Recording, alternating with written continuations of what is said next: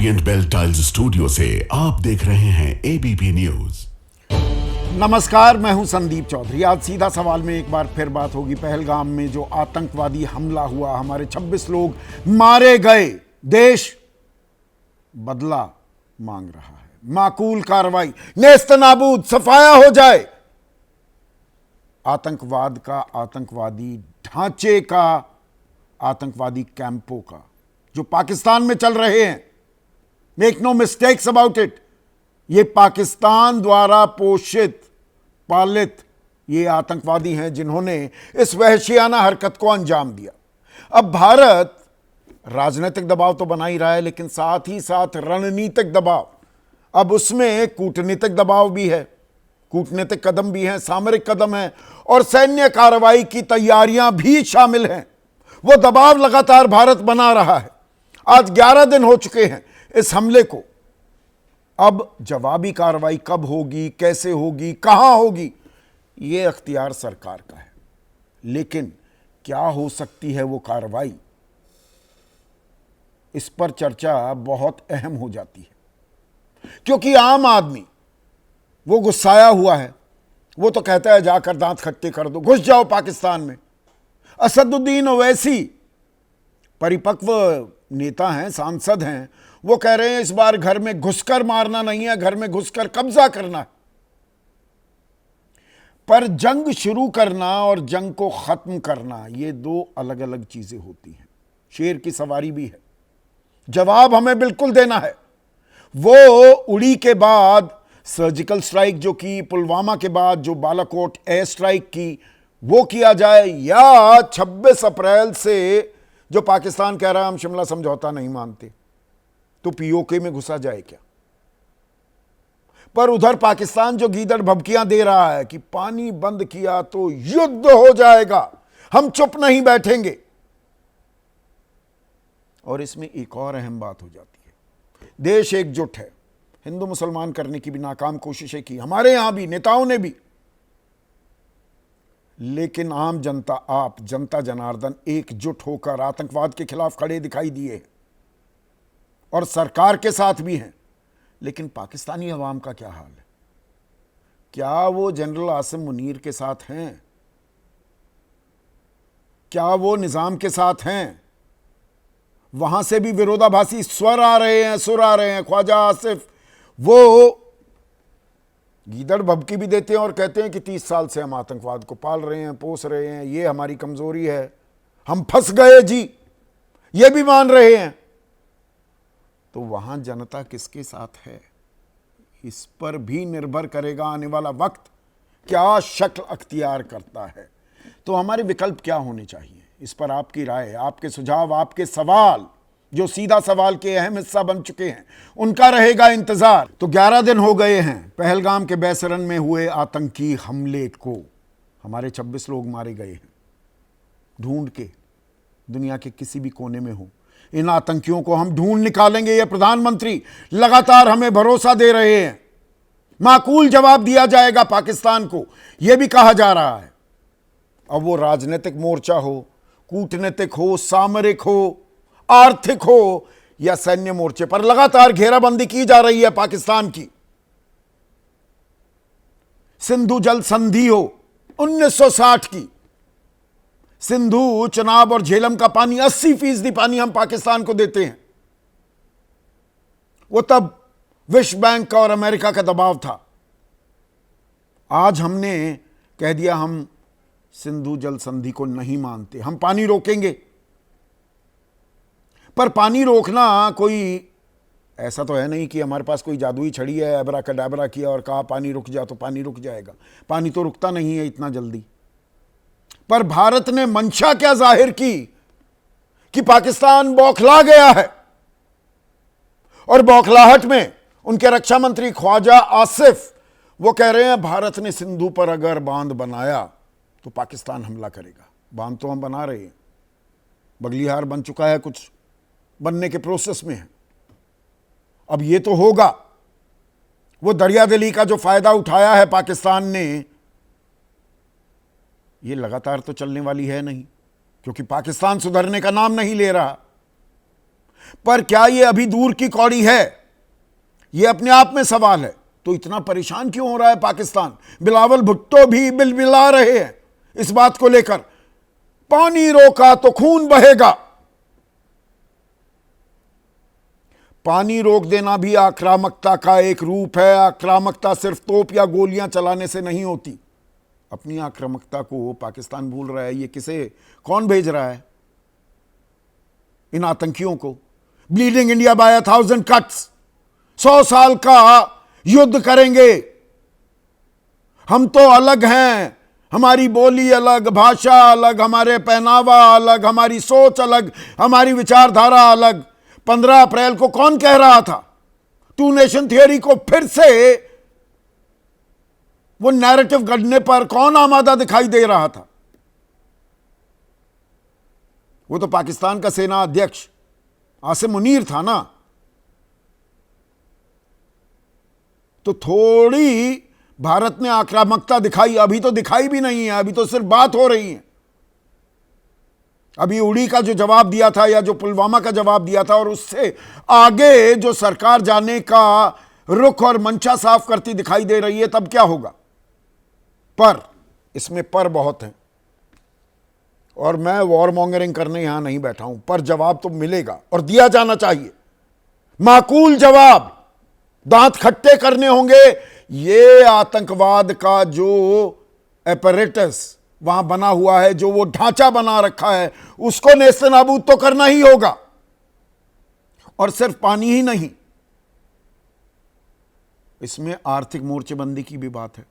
पर कुछ ऐसे वो जो ख्याली पुलाव भी पकाए जाते हैं ना, और हमारे यहां भी पकाए जाते हैं, उनसे भी थोड़ा हमें संभल कर अपनी सोच बनानी होगी। जनता साथ है। पाकिस्तान 2 नेशन थियरी या हिंदू मुसलमान करने की जो फिराक कर रहा था, जो उसकी मंशा थी, उसको तो ठेंगा दिखा दिया। कश्मीरी जनता ने ही सड़क पर जिस तरह से एकजुटता का परिचय दिया है, वो काबिले तारीफ है, काबिले तारीफ। और मैंने कहीं पढ़ा कि नेता तो बांटते हैं, पर ये आतंकवादी हमले ने दुनिया को और हमारे जनता को एकजुट कर दिया। नेता तो अपनी चुनावी रोटियां सेकते रहते हैं, जनता साथ आ रही है। लेफ्टिनेंट विनय नरवाल जो इस हमले में मारे गए, उनकी पत्नी हिमांशी, मैं विधवा शब्द इस्तेमाल नहीं करूंगा, 6 दिन पहले ही तो शादी हुई थी, 16 अप्रैल को। वो कह रही हैं जो ये कश्मीरियों मुसलमानों के बारे में आप बात कर रहे हैं, मत करिए, सजा मिलनी चाहिए, लेकिन यह नहीं होना चाहिए। खैर, उस पर मैं आता हूं। पर आर्थिक मोर्चाबंदी की भी बात है। पाकिस्तान तो कटोरा लेकर तो घूमता ही रहता है, उसमें छेद करने की बात है। FATF में ग्रे लिस्ट में पाकिस्तान डल जाए 85,000 करोड़, ये कल मैंने आपको जानकारी दी थी। 2022 तक ग्रे लिस्ट में था। 85,000 करोड़ सालाना का नुकसान होता था, $10 बिलियन का। और जो इंटरनेशनल मॉनेटरी फंड, अंतर्राष्ट्रीय मुद्रा कोष, जो उन्हें 59,000 करोड़ रुपए देने का वादा कर चुका है, उसकी किस्त जुलाई 2024 से चल रही है, उन्हें रोक दो। 1.5 लाख करोड़ रुपए पाकिस्तान को नहीं मिले, बिलबिला उठेगा, तड़प जाएगा। पर ऐसे में हमारे यहां भी जो कहा जाता है अब आयात निर्यात बंद पाकिस्तान के लिए, तो सुनने में बड़ा अच्छा लगता है कि अरे पाकिस्तान की आर्थिक घेराबंदी। पर थोड़ा आंकड़ों पर नजर डालिए, और मैं वाणिज्य मंत्रालय के आंकड़े आपके सामने पेश कर रहा हूं। 2024-25 जो बीता वित्त वर्ष है, हमने सिर्फ 4 करोड़ का सामान आयात किया पाकिस्तान से, सिर्फ 4 करोड़, और निर्यात किया 3,764 करोड़ का माल। और उससे पिछले साल यानी कि 2023-24 हमने आयात किया 24 करोड़ का माल, और निर्यात किया था 9,863 करोड़। लगभग 10,000 करोड़ का माल हमने उन्हें दिया। पाकिस्तान की तो क्या बिसात है, ना पिद्दी का शोरबा, बनाता क्या है, हम ही दे रहे थे। तो नुकसान हमें होगा। पर कई बार नुकसान भी झेलना होता है जब देश की अस्मिता का सवाल हो, जब हमारे अपने मारे गए हों, हम ये नुकसान झेल सकते हैं। पर मैं फिर से पर कह रहा हूं, ये जो हम हवाई ख्वाब जो बुनने लगते हैं, उनकी हकीकत भी हमारे सामने आनी चाहिए। हमें पता होना चाहिए पाकिस्तान से हम लेते क्या हैं, थोड़े मसाले, स्पाइसेस, थोड़े से फल, वो ड्राई फ्रूट या ताज़े फल। नहीं मिलेगा हमें कोई फ़र्क नहीं पड़ता, पाकिस्तान को भी क्या फ़र्क पड़ेगा। पाकिस्तान का वो जगुलर वेन की जो बात करता है ना, वो नस हमें दबानी होगी। वो नस दबाने के तरीके क्या हैं, इन पर हमें गौर करने की ज़रूरत है। और लिमिटेड वॉर करेंगे, पिन पॉइंटेड अटैक करेंगे, या लंबा युद्ध भी हम कर सकते हैं क्या? यह सवाल मैं इसलिए पूछ रहा हूं क्योंकि आज standard and poor rating agency है, इसकी रेटिंग्स को लेकर सरकार कई बार बताती है, शान भी बघारती है कि भाई देखिए दुनिया हमें किस तरह से आंक रही है। तो स्टैंडर्ड एंड पुअर ने भारत की जो सकल घरेलू उत्पाद है, हमारी विकास दर, आसान भाषा में कहूं ग्रोथ रेट, उसे 0.2% घटाकर अब 6.3% कर दिया है। और ये सिर्फ डोनाल्ड ट्रंप के टैरिफ वॉर के चलते। और अगर हम युद्ध में जाते हैं तो ये 1 या 6% से नीचे भी जा सकती है।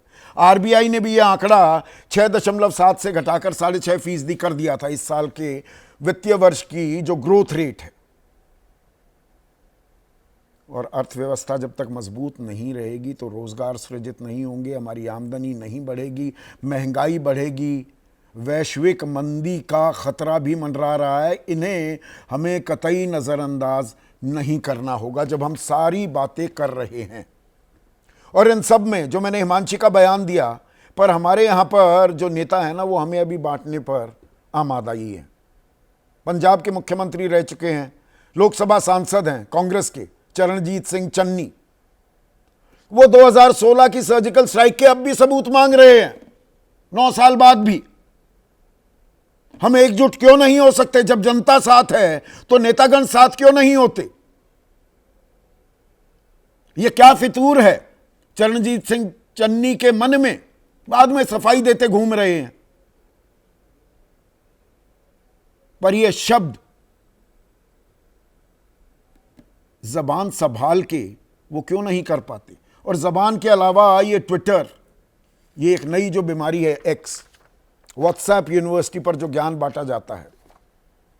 अब कल बहुत से चैनल्स हेडलाइन चला रहे थे, डिजिटल वॉर भी हमने छेड़ दिया है जी, इंस्टा अकाउंट बंद कर दिए हैं पाकिस्तानियों के, नेताओं के भी, अभिनेताओं के भी, खिलाड़ियों के भी। क्या फर्क पड़ता है? पर कुछ लोगों को बड़ा फर्क पड़ता दिखता है इसमें। निशिकांत दुबे कह रहे हैं पाकिस्तान की फिल्म अभिनेत्री हानिया भी मानती हैं कि कश्मीर के पहलगाम में निहत्थे हिंदुओं का निर्मम हत्या की होना चाहिए था। पाकिस्तान के सेना प्रमुख असम मुनीर ने कराई, इसके समर्थन में शरीफ परिवार, भुट्टो परिवार, इमरान खान सभी एक हैं। लेकिन हमारे यहाँ कांग्रेस पार्टी के कुछ नेता, समाजवादी अखिलेश यादव जी के साथ विपक्ष अभी भी प्रधानमंत्री जी से हिसाब मांग रहा है। लानत है, ये अकाउंट भी हानिया के ही आईडी से चलता है, बेसब्र ना होइए। अब ये हानिया कौन है? उसने ये लिखा है नहीं लिखा है, पर लिख दिया निशिकांत दुबे ने और सब पर हमला कर दिया विपक्ष पर। बाद में पता लगा मोहम्मद जुबैर ने, ऑल्ट न्यूज़ के ये संस्थापक हैं, फैक्ट फाइंडिंग की तो पता लगा ये हानिया अमीर का जो अकाउंट है is run by Shivam Yadav. ये यहीं पे ही कोई लड़का इसे चला रहा है, 2 रुपए के ट्रोल, वो बहुत से अकाउंट चलाते हैं। इसे हम हथियार बनाएंगे या दरअसल पाकिस्तान को माकूल सबक हमें सिखाना है? और उस ओर क्या हम जा रहे हैं? इसी पर आज मैं चर्चा करने वाला हूं। ऐसे में आज का सीधा सवाल, पाकिस्तान घबराया, गीदड़ भभकी देने पर आया और आतंक को निपटाना है, और निपटाना है बाकायदा। अर्थव्यवस्था को भी बचाना है, इस पहलू को भी हम नजरअंदाज नहीं कर सकते हैं।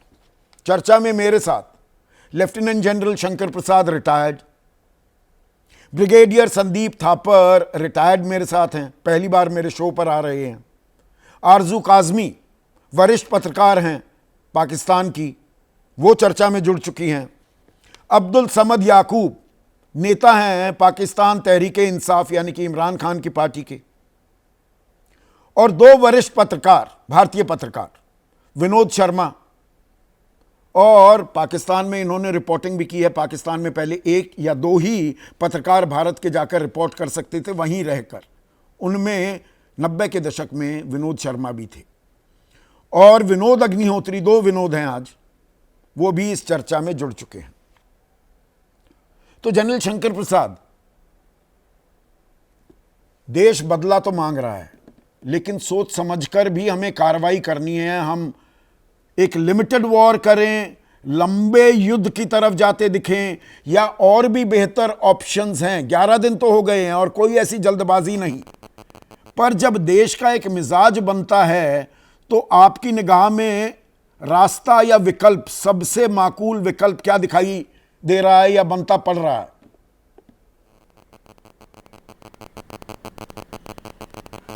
आपके सीधे सवाल में सीधा जवाब देना मैं समझता हूं सही रहेगा। बहुत संक्षिप्त में बताना चाहता हूं, अगर आप मुझे इजाज़त दें तो। Please sir. सीधा सवाल सीधा जवाब। देखिए, जो कार्रवाई होगी उसको क्लियर आप सब समझ लीजिए।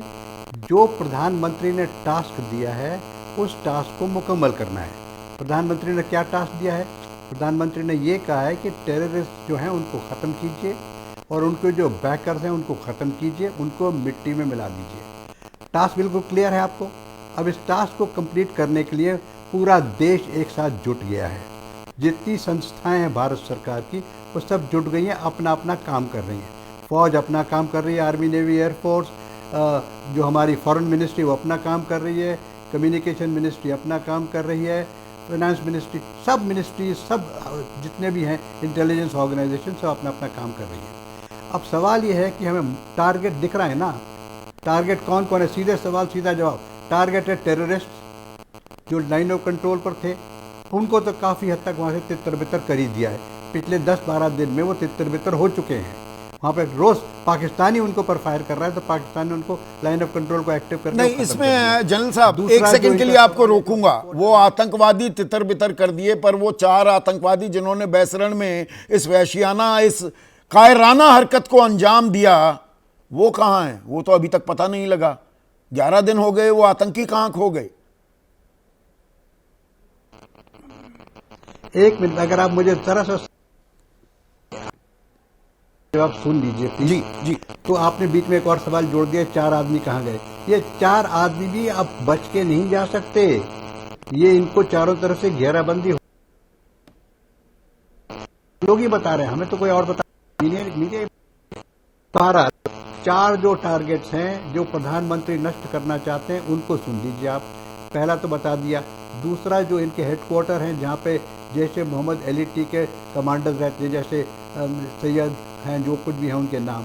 तीसरा, जो ISI का हेडक्वार्टर है, और चौथा इनके हाफिज सईद, और जो चौथा इनका हेडक्वार्टर है आर्मी, जो इनका चौथा टारगेट है वो आर्मी चीफ। तो 4 टारगेट मिल गए ना। अब प्रधानमंत्री का एक और बयान सुन लीजिए आप। पिछले 2.5-3 साल से वो कह रहे हैं दिस इज नॉट, और हम पे थोपी जाएगी तो वॉर के लिए भी तैयार हैं हम। तो we have to now think. आपका सवाल है इसका जवाब कब मिलेगा? 11 दिन निकल चुके हैं। देखिए, जल्दबाजी में इस तरह के सवालों का जवाब नहीं होता है। हमें संयम से काम लेना है। हमें इन 4 टारगेट्स को आइडेंटिफाई करके डिस्ट्रॉय करना है। पाकिस्तान कहता है कि अगर पानी रोक दिया तो हम युद्ध कर देंगे। अरे बड़ी खुशी से युद्ध करो भाई। इसका जवाब भी सुन लीजिए। ये युद्ध में 71 में हारे थे, 90,000 कैदी पकड़े थे। इसी वजह से उन्होंने ज़ियाउल हक जब प्रेसिडेंट बने तो उनकी फ़िलॉसफी थी, उनकी गाइडलाइंस थी कि we will bleed India by 1000 cuts, क्योंकि कन्वेंशनल लड़ाई में तो हम इसे जीत नहीं सकते। 65 में पिट चुके हैं, 71 वॉर में पिट चुके हैं, उसके बाद कारगिल में पिटाई हो चुकी है। तो इनको पता है कि भारत सेना के संग टैंक वर्सेस टैंक लड़ाई नहीं हो सकती। फुल फेजल लड़ाई करेंगे तो 90,000 प्रिजनर ये फिर पकड़ लेंगे हमारे। तो वो तो करें ना करें, ज़ियाउल हक बताकर गए जो है ना, उस पर ये मुकम्मल करते हैं। और एक बात समझ लीजिए ज़ियाउल हक की बात, जो इनके मुनीर साहब है ना, वो भी एक कट्टर जिहादी हैं। उनकी आपको शायद पता होगा कि जो उनकी पढ़ाई है वो शुरू में मदरसा में हुई है, और उसके बाद वो वाहिद इकलौते ऐसे सेना अध्यक्ष हैं पाकिस्तान के जिनको पूरी कुरान कंठस्थ है। हाफिज कुरान भी कहते हैं उन्हें। मुल्ला मुनीर भी अब नाम दिया गया है। जी, तो एक जी बिल्कुल, तो इसमें देखिए ना, एक बात समझ लीजिए आप ज़रा, और कि उस समय ज़ियाउल हक ने ये ऑर्डर दिया था कि रेगुलर एजुकेशन की ज़रूरत नहीं है अफसर बनने के लिए। अगर आप मदरसे में पढ़े हैं, उसके बाद आप फ़ौज एज एन ऑफिसर ज्वाइन कर सकते हैं। उनको वो लोग कहते थे नॉन इंग्लिश स्पीकिंग ऑफिसर, और वो बाद में अपनी फेना की सिखलाई वकलाई से और बाकी अफसर बन जाते थे।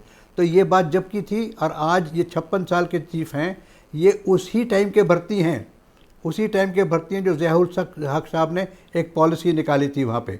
और जो आज के सीनियर ऑफिसर्स हैं, उनमें आर्मी चीफ, उनके लेफ्टिनेंट जनरल, उनके ब्रिगेडियर्स वगैरह इसी इसी स्ट्रीम से आए हुए हैं।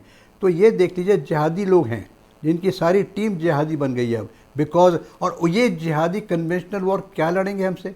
तो ये जो बकवास की बात करते हैं कि हम अरे युद्ध करो ना, युद्ध करोगे तो 90,000 फिर हमारे यहाँ आके बैठा दोगे। तो that is a different point. अब आपका सवाल जो एंड में मैं लास्ट बात बताना चाहता हूँ कि ये कब होगा और कैसे होगा। देखिए, हम लेसन सीख रहे हैं, लेसन हम एक बड़ी प्रोफेशनल आर्मी है। हम लेसन सीखते हैं यूक्रेन में क्या हो रहा है, हम लेसन सीखते हैं गाज़ा में क्या हो रहा है। जिस तरह से चुन चुन के वहाँ मारा जाता है, गाज़ा ने ईरान के अंदर जाके एक उनका जो लीडर था हमास को, उसको एक सिंगल बॉम्ब से मार दिया। उसके पहले एक और उनके जनरल साहब थे, सुलेमान की क्या नाम था उनका, उनको एक सड़क पे जा रहे थे वहाँ मार दिया। तो आज की तारीख में बहुत बदलाव आ गया लड़ाई में। आप बालाकोट की बात करेंगे, आप उरी की बात करेंगे, बालाकोट और उरी के बीच में भी आज के साथ 4-5 साल तो गुजर चुके हैं ना। इन 4-5 साल में संदीप जी, टेक्नोलॉजी बहुत आगे चल पड़ी है। आज की टेक्नोलॉजी पिछले 3 साल से ज़्यादा कहीं बढ़ चुकी है। आज की तारीख में एक चीज़ कहलाती है आर्टिफिशियल इंटेलिजेंस, एक चीज़ कहलाती है कि जो नए नए यंत्र हैं, जो नए नए हथियार आए हैं, और सबसे बड़ा हथियार जो हमारे पास पाकिस्तान के अंदर है वो ये है उनका खुद का टेररिज्म, उनकी खुद की बलूच की संग प्रॉब्लम, उनकी खुद की अफगानिस्तान के प्रॉब्लम। और वो तो खुद कह रहे हैं कि 90,000 लोग हमारे मारे गए बिकॉज ऑफ टेररिस्ट इंसिडेंट्स। तो वो टेररिस्ट जो वहाँ पर बैठे हैं, वो क्या इन्हीं को वही तो हमारा काम मुकम्मल नहीं कर देंगे कहीं? और आपने ये भी सुना, आप ही के जरिए सुनता हूँ, आप ही के मीडियम के जरिए सुनता हूँ कि 54,000 कोई और मिलिटेंट्स कहीं से उनके यहाँ घुस कर आ गए, बलूचिस्तान से, अफगानिस्तान से, जाने कहाँ से आए। तो ये जो लोग हैं, ये भी एक हमारा ही हथियार जिनको वो पाकिस्तान के तो आपका ये कहना है जवाब तो दिया जाएगा और वो सैन्य जवाब ही होगा। लेकिन ब्रिगेडियर संदीप थापर, एक कहावत ये भी है जी, एक सेकंड ब्रिगेडियर थापर, एक कहावत ये भी है कि युद्ध तो आप शुरू कर सकते हैं, युद्ध खत्म करना आपके हाथ में नहीं होता है। तो क्या एक लिमिटेड वॉर हमारा टारगेट होना चाहिए, या लंबी लड़ाई के लिए भी भारत को तैयार रहना चाहिए, या वो भी एक विकल्प है?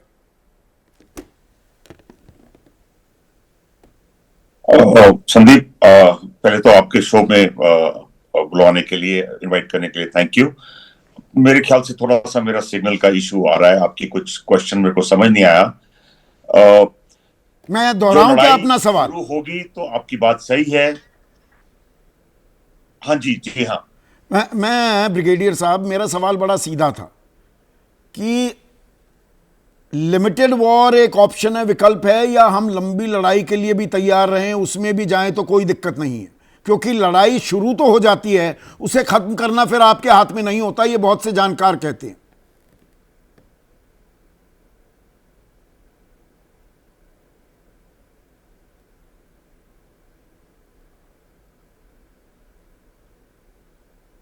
जी ब्रिगेडियर साहब। संदीप, क्या आप मेरे को सुन सकते हैं? हाँ, मैं आपको सुन पा रहा हूं। वो हमारे सिग्नल में अभी भी इशू है, लेकिन मैं तकरीबन आपका सवाल समझ गया हूं कि एक बार लड़ाई शुरू होगी तो उसका अंत सुनिश्चित करना मुश्किल है कि किस उसमें ये सब डिपेंड करेगा कि आपकी एम क्या है, आपकी रिसोर्सेज क्या है, आपकी फाइनल जवाब आपने क्या प्लान किया कि इतने पे हम खत्म करेंगे, और रिस्पांस कैसा आता है दूसरी तरफ से, तो और इंटरनेशनल प्रेशर, तो ये सब फैक्टर्स प्ले करेंगे जब आप लड़ाई करेंगे। तो मुझे लगता है कि इतना टाइम जो हमको लग रहा है, मैं पहले दिन से जब ये हुआ, अगले दिन से आपके चैनल पे आ रहा हूं, मेरे से यही पूछा गया कब होगा कब होगा। तो मेरी यही गुजारिश थी सब लोगों के ऊपर के गवर्नमेंट के ऊपर प्रेशर मत डालें। गवर्नमेंट बड़ा सोचा समझा, जैसे जन साहब ने बताया, बड़ा सोचा समझा रिस्पांस हमने अगर उस दिन हमारी सीसीएस बैठी तो पाकिस्तान में भी सीसीएस बैठी, वो भी एंटिसिपेट कर रहे होंगे कि हम क्या क्या कर सकते हैं, उसके एक्शन में उन्होंने क्या कार्रवाई करनी है। तो हमें कुछ out of the box thinking करके कुछ प्राइम मिनिस्टर साहब ने कुछ डायरेक्शन दी होंगी कि ये मेरी एम है, ये मैं मैसेज देना चाहता हूं, ये मेरी लिमिटेड या फर्दर एम्स है, फ्यूचर एम्स है। देखिए, एक बार पाकिस्तान को आपने उड़ी में किया, आपने बालाकोट में किया, वो सीखा नहीं। अभी शायद टाइम आ गया है। यहीं पे तो अगला सवाल ये हो जाता है ना ब्रिगेडियर साहब, ब्रिगेडियर थापर, उड़ी के बाद सर्जिकल स्ट्राइक, पुलवामा के बाद बालाकोट एयर स्ट्राइक, फिर भी पाकिस्तान की पूंछ तो सीधी नहीं हुई। इस बार उससे भी आगे जाने की नौबत है क्या, नौबत आ गई है, ज़रूरत है क्या, और वो ज़रूरत क्या शक्ल अख्तियार करेगी? सवाल यही है मेरा। देखिए, जरूरत तो है, हम सब जानते हैं जरूरत है पाकिस्तान को सबक सिखाने की, एक मैसेज देने की कि ये एक्सेप्टेबल नहीं है, हम इसको बार बार हर साल भर साल हम एक्सेप्ट नहीं करेंगे।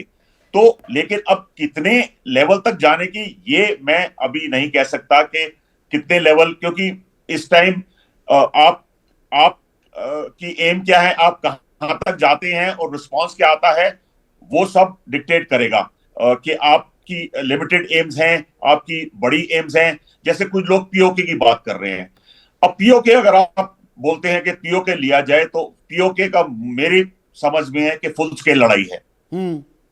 पाकिस्तान पीओके ऐसे ये नहीं है कि आप पूरा पीओके लेके बैठ जाएंगे। पाकिस्तान वेल एंट्रेंस्ड है, आप तो because you been in the army brigadier साहब, वहां पर वो इलाका, वो इतने सालों से वहां पर एंट्रेंस्ड हैं, हम उनके 3 मारेंगे, एक वो भी मारेंगे, वहां पर पाकिस्तान कंफर्टेबल है। बल्कि अगर मैं ये कहूं कि पाकिस्तान के खिलाफ मोर्चा खोलना है तो पंजाब में खोलिए, राजस्थान में खेमकरण सेक्टर खोल दीजिए, वहां पर पाकिस्तान को ज्यादा दुख होगा, पीड़ा होगी। नहीं संदीप, अगर आप इंटरनेशनल बॉर्डर के क्रॉस कार्रवाई करते हैं तो वो आप वॉर इनिशिएट कर रहे हैं। लेकिन तो पाकिस्तान क्या कर रहा है? व्यूज में पाकिस्तान यहां पर दोस्ताना हरकत कर रहा है क्या? पाकिस्तान कहे 26 अप्रैल से वो कह रहा है कि हम शिमला समझौता नहीं मानते, शिमला समझौता में है द्विपक्षीय मामला है, आपस में बातचीत करेंगे, एलओसी को आप रिस्पेक्ट करेंगे। एक काम किया है आज तक 1972 से पाकिस्तान ने, हर जगह जाकर चिल्लाता है, एलओसी का उल्लंघन करता है, हम ही क्यों माने सारी बात? कहा सबक सिखाना है हमको, उनको देखिए सबक सिखाना है हमको। आप आईबी में अगर करना चाहें, अगर सरकार सोचे, वाजिब समझे तो जरूर करेगी। जो हुक्म आर्मी को मिलेगा, डिफेंस फोर्सेस को मिलेगा, उनकी काबिलियत है कि उसको पूरा करके वो सरकार के सामने कंप्लीशन रिपोर्ट देंगे, देखिए आपने हमको टास्क दिया था, हम कर देंगे। तो आपने पीओके की बात की, तो मैंने सोचा, मैंने ये बताना जरूरी समझा कि पीओके एक ऑल आउट वॉर होगा, एक लिमिटेड वॉर नहीं होगा। अगर आप सोचें कि हम सिर्फ पीओके में अटैक करके पूरा पीओके ले लें, आप बल्क सेक्टर ले लें, तो पाकिस्तान उसको एक एक्ट ऑफ वॉर समझ के पूरा, जैसे आपने बालाकोट किया, उसने जो कार्रवाई की, क्योंकि आपने पीओके में ही रिस्ट्रिक्ट किया अपना टारगेट। आप पाकिस्तान प्रॉपर में नहीं गए, आप पीओके में गए, जो कि कहने को हमारा मुल्क है, चाहे उनके पास है हम, लेकिन मुल्क हमारा है, कश्मीर है। तो आपने जान के आपने एक टारगेट चुना जो पीओके में रिस्ट्रिक्टेड था। इसी तरह मैं कह रहा हूं कि अगर आपने इस बार, मेरे हिसाब से अगर कुछ टारगेटिंग होनी है तो वो कश्मीर के उस इलाके में रिस्ट्रिक्टेड होगी, जो कि जिसे हम अपना तो मतलब लिमिटेड वॉर होगा, आप इस ओर इशारा कर रहे हैं। इसमें एक दिलचस्प बात यह है आरजू, और आप ही की तरह पत्रकार हैं, वरिष्ठ पत्रकार हैं पाकिस्तान के, और पंजाब प्रांत के वो मुख्यमंत्री भी रह चुके हैं। मैं नजम सेठी का जिक्र कर रहा हूं। कुछ दिनों पहले उनका मैं एक साक्षात्कार देख रहा था, एक इंटरव्यू, जिसमें उन्होंने कहा कि अगर लिमिटेड वॉर हुआ तो पाकिस्तान को दिक्कत नहीं है, वो 2-2 हाथ कर लेगा भारत के साथ, लेकिन जहां लंबा खिंचा पाकिस्तान की रीढ़ की हड्डी टूट जाएगी, ये नजम सेठी कह रहे थे। तो क्या उसी बात की घबराहट भी है कि भाई ये, अरे अगर आपने सिंधु पर बांध बनाया, बांध तो एक दिन में तो बन नहीं जाता, तो हम भी वापस हमला करेंगे? देखें, बिल्कुल नजम सेठी साहब ठीक कह रहे हैं। अगर कोई शॉर्ट पीरियड के लिए अगर कोई वॉर होती है या लड़ाई होती है तो वो तो पाकिस्तान उसमें तो लड़ लेगा। लेकिन अगर ज्यादा लंबा खिंच जाता है तो आप जानते हैं कि बलूचिस्तान में भी इशू चल रहा है, केपीके में भी टीटीपी अटैक कर रही है। तो डेफिनेटली जितनी भी हमारी फोर्सेस हैं उनको डिवाइड करना पड़ेगा ना। एक कॉर्नर पे तो नहीं है कि एक बॉर्डर जो है वो टेंस है और बाकी सब जगह अमन है। तो ये कैसे संभालेंगे, ये चीज भी देखने वाली होगी और ये चीज भी मेरे ख्याल है देखी जा रही होगी कि अगर 3 जगह पर हमारे यहाँ अगर टेंशन मच गई तो क्या होगा। तो ये तो कोई मतलब नजम सेठी साहब ने मेरा मुझे नहीं लगता कि कोई ऐसी बात कही है जो कि गलत है। ये बिल्कुल ठीक बात है। लेकिन होना तो यही चाहिए कि ये वॉर जो है या ये अटैक वगैरह का की जो बात चल रही है उसको किसी तरीके से पाकिस्तान रोकने की कोशिश करे। अगर आप ये कहेंगे कि पाकिस्तान के ऊपर आप अटैक कर देंगे तो ऑब्वियसली पाकिस्तान की गवर्नमेंट ये तो नहीं कहेगी ना कि हम बैठे रहेंगे। हम यही जवाब देंगे कि हाँ ठीक है, फिर हम भी जवाब में अटैक करेंगे। इसी किस्म की बात और इसी किस्म की जो स्टेटमेंट्स हैं वो दोनों तरफ से जाएंगी। लेकिन यहाँ पर एक जो बात अच्छी कुछ दिन पहले हुई है वो ये कि एक तो बिलावल भुट्टो जरदारी साहब ने स्काई न्यूज को जो इंटरव्यू दिया है उसमें उन्होंने कहा है कि पाकिस्तान का एक पास्ट रहा है और उन्होंने उसके ऊपर अफसोस भी जताया है। और ये इसी ख्वाजा तरीके से आसिफ ने भी डिफेंस कहा, मिनिस्टर साहब ने बिलावल जो भुट्टो भी एक कह रहे स्टेटमेंट हैं, दिया कम है, से कम ये ख्वाजा आसिफ साहब पाकिस्तानी ने निज़ाम और हाँ पाकिस्तानी नेताओं की तरफ से ये इतनी साफ गोई यकायक कैसे आने लगी आरजू की, अरे हम 30 साल से पाल पोस रहे थे, आतंकवाद को हम ही बढ़ावा दे रहे थे, ये इतनी ईमानदारी यकायक कैसे आ गई? ये देखे ना, पहले तो मैं और मेरे जैसे कई जर्नलिस्ट जो हम ये बात किया करते थे तो हमें तो बहुत बुरा भला कहा जाता था कि ये क्या बात कर रहे हैं। लेकिन अब अगर हमारे मिनिस्टर्स और वो भी सिटिंग मिनिस्टर्स अगर ये बात कर रहे हैं तो इसका मतलब दो हो सकते हैं, या तो ये अपने आप को करेक्ट करने के लिए, पॉलिसीज को ठीक करने के लिए तैयार है, या फिर इनको कोई रास्ता नहीं दिखाई दे रहा जहां से निकला जा सके, इनकार किया जा सके। तो दोनों ही बातें अगर हैं तब भी ठीक है कि चले, अगर ये अपनी पॉलिसीज को ठीक कर लेते हैं और मान गए हैं, इंटरनेशनल मीडिया पर मान गए, कोई ऐसा नहीं कि लोकल मीडिया है, तो फिर इसका मतलब है पॉलिसीज को ठीक होना चाहिए पाकिस्तान की, उसके पाकिस्तान को खुद को भी फायदा होगा और जाहिर है जो हमारे नेबर्स हैं उनकी नाराजगी भी दूर की जा सकती है। अब यहाँ पर अब्दुल समद याकूब साहब, आप राजनेता भी हैं, मैं एक राजनीतिक सवाल अब आपसे पूछना चाहूँगा। भारतीय अगर आप आवाम की बात करें और हिंदू मुसलमान करने की जो कोशिश थी वो 15 अप्रैल को आसिम मुनीर जो 2 नेशन थियरी को फिर से हवा देते घूम रहे थे उसकी तो हवा निकाल दी। कश्मीरियों, हमारे कश्मीरी भाइयों ने ही निकाल दी कि ये मत करना, या फ़रूक अब्दुल्ला या उमर अब्दुल्ला के बयान या असदुद्दीन ओवैसी के बयान कि हम तो यहाँ पर 47 से हैं, ये ख्वाब मत पालिए कि तुम्हारे साथ आएंगे, ना गए थे ना जाएंगे। तो अगर मैं अवाम की बात करूं, पाकिस्तानी अवाम क्या जनरल आसिम मुनीर के साथ खड़ी है, निज़ाम के साथ खड़ी है कि भाई जो भारत कर रहा है ये गलत कर रहा है, या दरअसल पाकिस्तानी अवाम में भी ये है कि भाई ऐसे आतंकवादी हमले करोगे, बेगुनाहों को जाकर कत्ल करोगे तो भुगतो? पाकिस्तानी अवाम का मिजाज क्या है? देखिए, भारत ने तो अभी तक ऐसा कुछ जिसको मैं कहूं कि कोई थ्रेटनिंग किस्म का जो है ना कोई मेजर लिया नहीं है, कोई एग्रेसिव। ये एबीएंस में डाल देना ना इसको, जो आपका इंडस वाटर ट्रीटी है, तो आपको पता है एबीएंस में डाल देने का मतलब ये कि आप डाटा शेयर नहीं करेंगे, लेकिन पानी का फ्लो तो आप आ रहा है ना, पानी तो नहीं रुका, सिर्फ ये कि आपने कॉपरेशन बंद कर दी और डाटा। दूसरी बात ये कि 2 चीजें समझने की हैं, क्योंकि ज्यादातर जो पैनलिस्ट हैं वो मिलिट्री एक्सपर्ट्स हैं यहाँ पे। तो 2 नेशन जब वॉर स्टेट्स होती हैं, जब वॉर पे जाती हैं तो वो कुछ कंपैरिजन लेके जाती हैं, एक दूसरे के बारे में कैलकुलेशन होती है, स्टडी होती है। इस सारी स्टडी के सबसे जो इंपॉर्टेंट फैक्टर होता है वो स्टेबिलिटी इंस्टेबिलिटी पैराडॉक्स होता है। अब अगर हम कन्वेंशनली बात करें तो इस बात में कोई डाउट नहीं है कि इंडिया जो है वो फार मोर सुपीरियर है कन्वेंशनली। लेकिन जब जो साहब बात कर रहे थे कश्मीर के अंदर, डेफिनेटली कश्मीर के अंदर जो है ना वो ज्यादातर सबकर कन्वेंशनल वॉर होगी। लिमिटेड वॉर सिर्फ उस सूरत में हो सकती है कि जहां पे म्यूचुअली अश्योर्ड डिस्ट्रक्शन हो, या तो आप बिहाइंड द कर्टन मेरे साथ डिसाइड कर लेंगे कि 2 मिसाइल आप मारेंगे तो 2 हम मारेंगे और लिमिटेड रहेंगे। अब ये वीडियो गेम तो है नहीं, डिस्ट्रस्ट है, आपके डिफेंस अटैचेस भी चले गए। तो जब आप लिमिटेड वॉर का सोच के आएंगे तो जो हम इस वक्त तैयार बैठे हैं कि जी अगर आपकी तरफ से कोई एग्रेशन आती है और आपकी तरफ से कोई अटैक आता है तो हम वो एस्केलेट कर जाएगा, ये आपके और मेरे बस में नहीं है, वो एस्केलेट करेगा। और आखिरी बात ये कि वॉर प्रोलॉन्ग नहीं हो सकती। ये बात ठीक है कि पाकिस्तान इकोनॉमिकली एक लंबी लड़ाई लड़ने की सलाहियत नहीं रखता, लेकिन पाकिस्तान उस वॉर को खत्म करने की सलाहियत रखता है, और वो खत्म करने की जो सलाहियत है वो पाकिस्तान के याकूब साहब, पास। मेरे मूल सवाल का जवाब नहीं दिया। यहां पर जो सरकार है हमारी, उसके साथ पूरी जनता एकजुट लामबंद होकर, हिंदू मुसलमान सिख ईसाई सब खड़े हो गए हैं कि सरकार जो कदम उठाएगी हम साथ में हैं। क्या पाकिस्तानी यहाँ पे अवाम पाकिस्तानी सेना के साथ, क्योंकि सेना ही चला रही है पाकिस्तान सरकार तो आपकी, नहीं, तो नहीं, बिल्कुल आसिम ठीक मुनीर है। के साथ है क्या? देखें, एक ग्रज है, एक दिल में अवाम का जो है वो एक मिलिट्री कमांड को लेके, जाहिर बात है कि उस तरीके से यूनिटी है, उस तरीके से वो नहीं है, वो इस बात को इनकार नहीं किया जा सकता।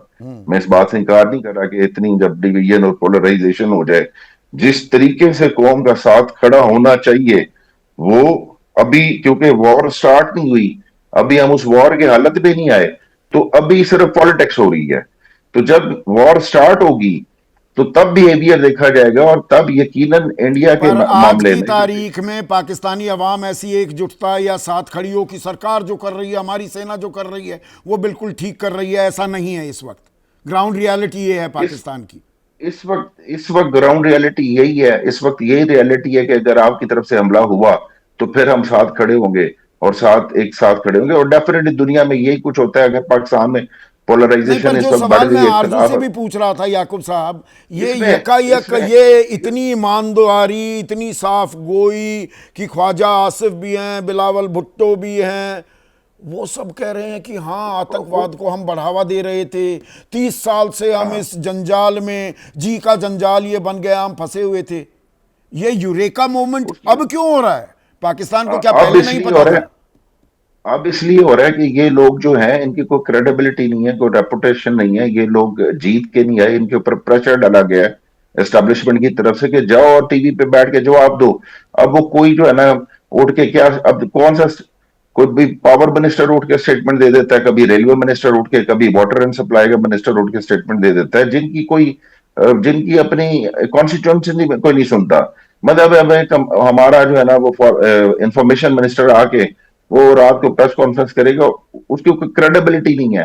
वो इस अब मसले से बोलता रहे, बड़ी जो जल्दी मर्जी से यार। बोलता रहे, वो बोलता रहे, जो मर्जी बोलता रहे। वो अब ये ख्वाजा आसिफ, वो वैसे ही जाहिल आदमी है ख्वाजा आसिफ, वो उठ के कभी अपनी उस पे वो खिलाफ बोलना शुरू कर देता है जब अपोजिशन में होता है। अब वो बात उसे कश्मीर की हो रही थी, जवाब दे रहा है वो अफगानिस्तान का कि जी हमने उनका डर्टी वर्क किया। तो ये जाहिलाना किस्म का एक है ना, ये आप एक बड़ी स्टेटमेंट जाहिलाना दे किस्म रहे का हैं, मामला हालांकि आप विपक्ष में हैं तो थोड़ा उसमें राजनीति भी आ जाती है।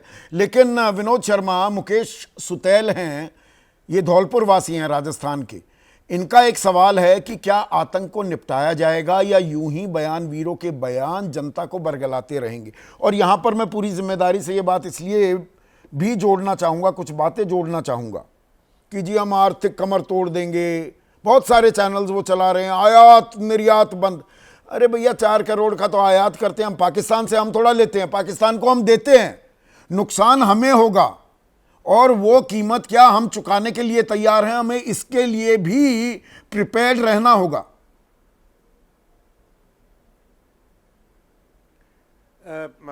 Sandeep, with all respect to the generals on our panel, बहुत रिस्पेक्ट करता हूं मैं फौजियों की, लेकिन मैं ये भी मानता हूं कि war is too serious a business to be left to the generals. बहुत कुछ हो रहा है जिसके बारे में भारत में बातचीत नहीं हो रही है। पिछले माह 25 तारीख को जो यूएन सिक्योरिटी काउंसिल की मीटिंग है, जो उसकी प्रेस नोट है, उसको आप पढ़िए तो आपको पता चलेगा कि हमारे एडवर्सरी की आइसोलेशन कितनी है या कितनी नहीं है। मैं उसकी तफसील में नहीं जाना चाहता, समझदार को इशारा ही काफ़ी है। देखिए, बात यह है कि पाकिस्तान एक ऐसा मुल्क है आज के दिन जहां पर इस प्रकरण से पहले, और ये पहलगाम जो हुआ है शायद इसीलिए अगर पाकिस्तानी जर्नल्स ने करवाया है कि आवाम वहाँ का उनके पीछे एकजुट खड़ा हो जाए अगर जंग के बादल लहराते हैं तो, और उनको पता है कि वो लहराने थे।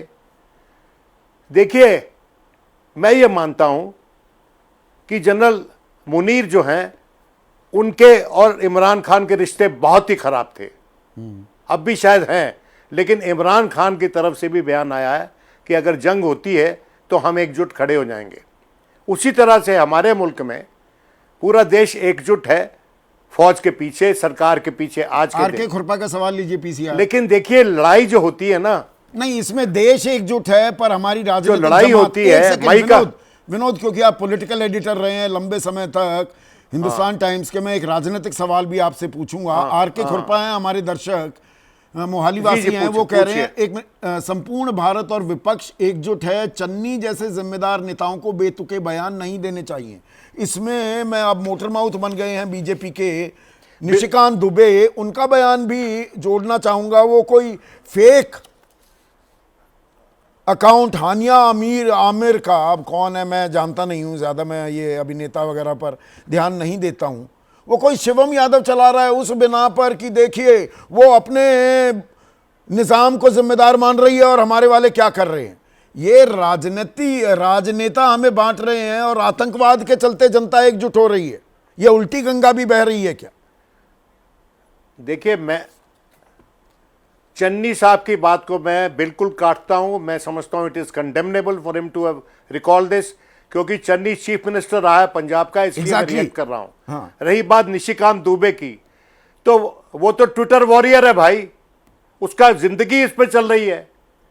अगर उसको खबर में रहना है, इसके लिए उसको चलाते हैं और काफी हद तक बीजेपी की पेटनेज है। देखिए, जब पूरा अवाम कश्मीर का खड़ा हो गया पहलगाम के बाद, तो उसके बाद भी ये बातें कही जा रही हैं कि इन अंदर के अंदरूनी लोगों की मदद से ये हुआ है कश्मीर में, हमारे कश्मीर में।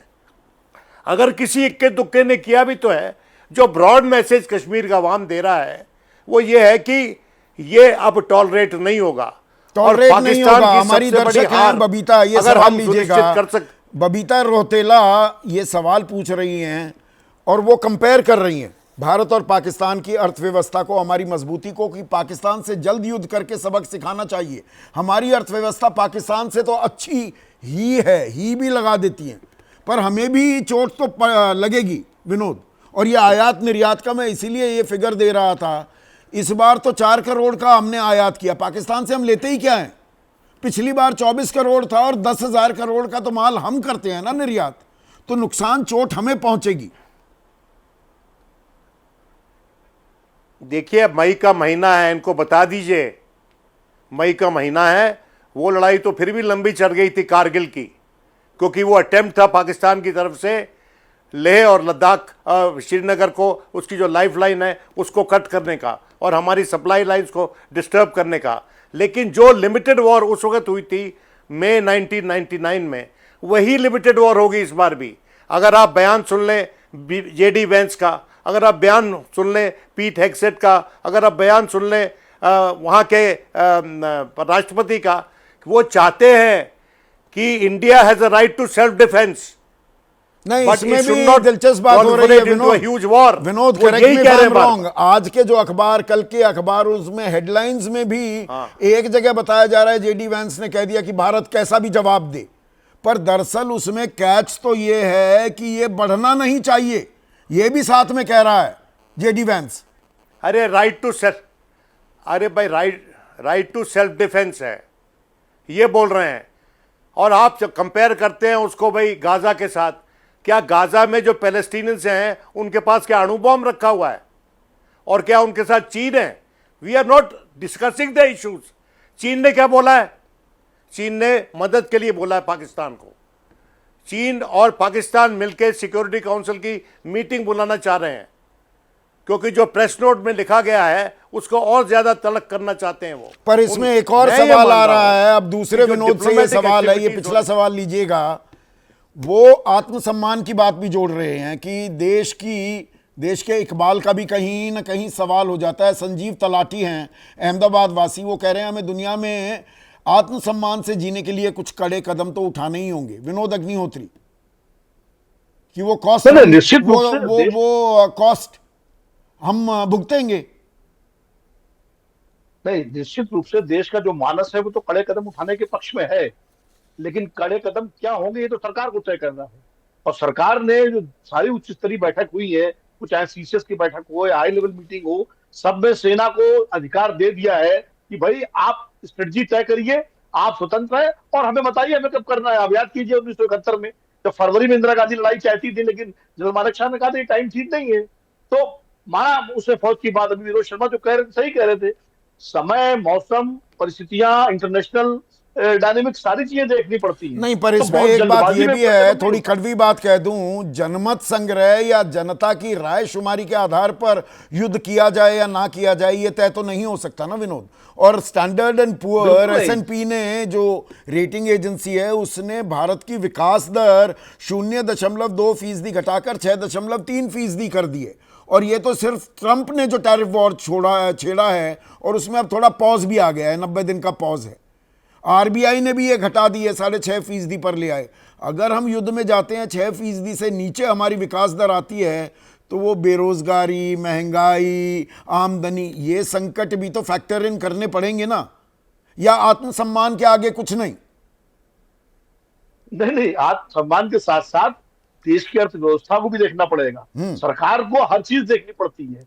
और संदीप एक चीज समझिए, मैं तुलना थोड़ी सी अजीब सी लगेगी लेकिन वो है पाकिस्तान की अर्थव्यवस्था हमारे मुकाबले बहुत खराब हालत में है। हाँ। सबको मालूम है, पाकिस्तान के लोग भी जानते हैं इस बात को। तो पाकिस्तान की खराब अर्थव्यवस्था और खराब हो जाएगी, लेकिन हमारी अच्छी व्यवस्था भी खराब हो जाएगी। तो ये देखना नुकसान किसका ज्यादा होगा, तो सरकार इन सारी चीजों का मूल्यांकन करेगी ना। आखिर 9/11 के बाद एक महीना लग गया था जॉर्ज डब्ल्यू बुश को अफगानिस्तान पर हमला करने में। तो हर चीज का समय जल्दबाजी में नहीं होता है। और निश्चित रूप से ये जो विनोद शर्मा जी कह रहे हैं, मैं भी कह रहा हूं, सरकार कुछ न कुछ तो कदम जरूर उठाएगी, क्योंकि उसको आत्मसम्मान भी देखना है, जनमानस को भी देखना है और ये मैसेज भी देना है। इसमें अब आखिरी सवाल, एक छोटा सा जवाब चाहूंगा विनोद भाई। जवाब जो दिया जाएगा वो किसे दिया जाएगा? आतंकी कैंप नष्ट करके, आतंकियों के आका को खत्म करके, 1-2 आका हमने खत्म कर दिए जी, देखिए हमने ये लड़ाई जीत ली, या उन्हें पाल पोस कर बड़ा कौन कर रहा है, सारी सहायता कौन कर रहा है, यानी कि पाकिस्तानी निजाम। ये नॉन स्टेट एक्टर्स और स्टेट एक्टर्स का ये खामखा का जो रायता फैला हुआ है या फैलाने की कोशिश करता है पाकिस्तान, उसे भी तो समेटना है ना। यहां नॉन स्टेट एक्टर्स भी हैं और स्टेट एक्टर्स भी हैं, तो निशाने पर कौन होगा? ये सबसे बड़ी दिक्कत पाकिस्तान के साथ डील करने में यही है कि वहां की जो सरकार है वो लेमडेट सरकार है, सेना के सामने कमजोर सरकार है। तो डील किससे करें, सेना से करें या सरकार से करें? और जनरल मुनीर के अंदर में दूसरा जनरल मुशर्रफ बनता हुआ देख रहा हूं। जिस तरह का भाषण उन्होंने दिया है वो किसी फौजी अफसर का भाषण नहीं है, वो एक ऐसे एम्बिशियस फौजी अफसर का भाषण है जिसके अंदर पूरे देश को की कमान संभालने की महत्वाकांक्षा जग रही है। तो भारत सरकार इसको भी देख रही है। मुझे लगता है कि ये बड़ा पेचीदा प्रश्न है, क्योंकि अब जो सरकार में बैठे लोग हैं वो तो मान रहे हैं कि हम ही पाल रहे थे 30 साल से, यानी जो पॉलिटिशियन है वहां के, जो राजनेता है, ख्वाजा साहब हो या बिलावल भुट्टो हो, लेकिन जनरल मुनीर दूसरी भाषा बोल रहे हैं। तो ये पाकिस्तान के अंदर जो कॉन्ट्रडिक्शन है तो सेना और सरकार के बीच में, वो भी तो सामने आ रहा है। तो भारत सरकार को उसको भी एड्रेस करना है कि आपको डील किससे करना है। डील किससे करना है, पर यहां पर नॉन स्टेट एक्टर्स भी हैं और स्टेट एक्टर्स भी हैं। जनरल शंकर प्रसाद, आखिरी सवाल आपसे, जब हम जवाब दें तो जवाब क्या? आतंकी 2-4 आतंकी कैंप जी ध्वस्त कर दिए, हो गया हमारा जवाब? और इनका रिंग मास्टर कौन है, उसे भी तो जवाब देना होगा कि नहीं? Thank you very much for the last question. सिर्फ 2 वाक्य बोलना चाहता हूं। पहला वाक्य जरूर ध्यान से सुन लीजिएगा, पूरी डिबेट का अंश वही है। This is not an era of war. ये हमारे प्रधानमंत्री की स्टेटेड पोजीशन है वर्ल्ड के अंदर। This is not an era of war, इसको मत भूल जाइएगा। दूसरा, प्रधानमंत्री का ऑर्डर क्या है, क्या हुक्म दिया है? टेररिज्म को खत्म करने के लिए टेररिस्ट को मारना है, उनके बैक मारना है। गेटेड वॉर, यानी कि टेररिज्म के बरखिलाफ वॉर है ये वॉर है जैश ए मोहम्मद और लश्कर तैयबा के अगेंस्ट, ये वॉर है ISI के अगेंस्ट, ये वॉर है आर्मी चीफ के अगेंस्ट। इनको नष्ट करने का टास्क मिला है। ये टास्क जल्दबाजी में नहीं होगा, ये टास्क मल्टी डायरेक्शनल अटैक से होगा। मैंने शुरू में कुछ आपको इंडिकेशन दिए थे, दोबारा उसमें टाइम वेस्ट करना नहीं चाहता। बहुत विकल्प हैं, बहुत तरीके आज के टेक्नोलॉजी के अंदर हैं जो ये सब कार्य हो सकते हैं। Please sum up your programme by saying, हमारे जो पत्रकार वगैरह सब कह रहे हैं कि war is not a business of generals, it's too difficult for them और it's not there.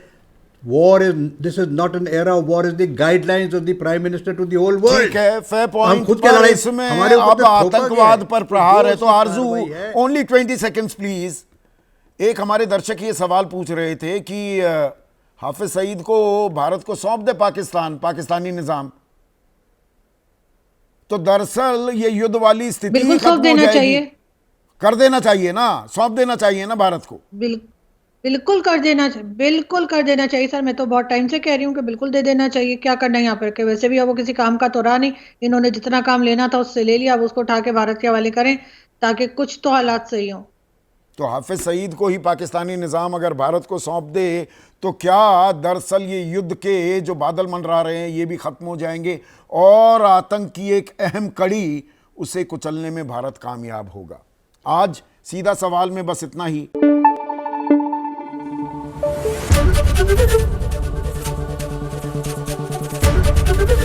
ABP news आपको रखे आगे.